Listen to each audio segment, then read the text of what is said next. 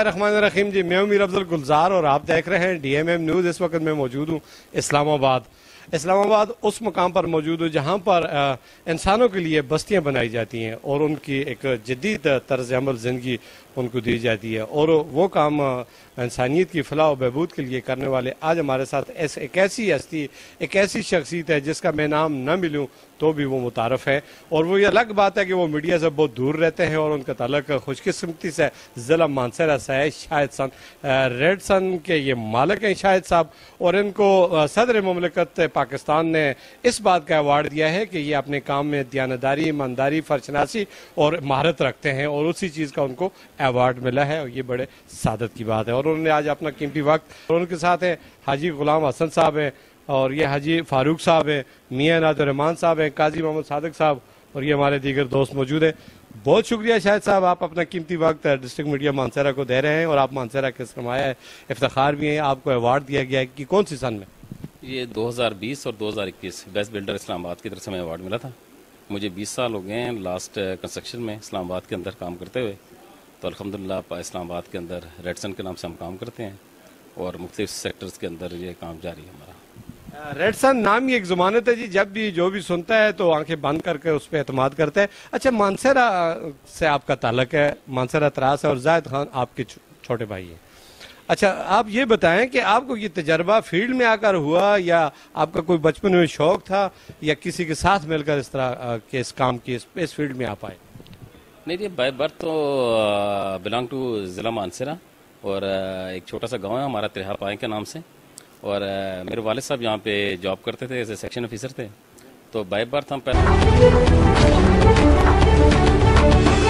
हुए इस्लामाबाद के अंदर ही, तो यहीं तालीम हासिल की और फिर जो मिडिल क्लास से हमारा ताल्लुक था और यहीं पे मेहनत करते करते फिर 1998 में मैं इस कंस्ट्रक्शन की साइट पे आया प्रॉपर्टी लाइन में, और फिर 2004 में आके हमने कंस्ट्रक्शन का काम स्टार्ट किया। फिर उसके ऑनवर्ड लेके अभी तक ये काम चल रहा है।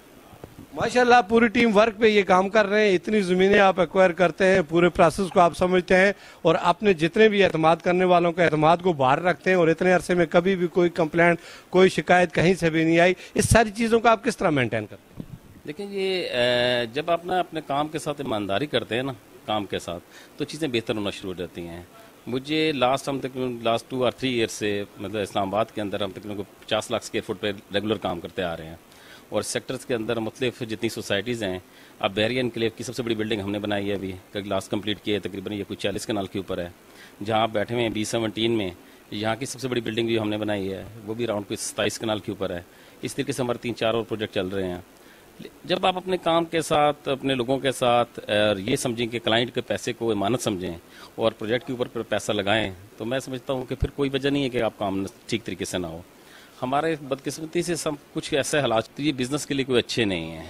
अब लास्ट आप ये देखें कि एक तो कोरोना का गुजरा यहाँ पर, पूरे वर्ल्ड में ही था, लेकिन उसका इफेक्ट जो है पाकिस्तान में बहुत ज़्यादा हुआ। उसके बाद से हमें बाहर से इम्पोर्ट करते हुए चीज़ों के ऊपर बहुत मुश्किलात होनी शुरू हो गई।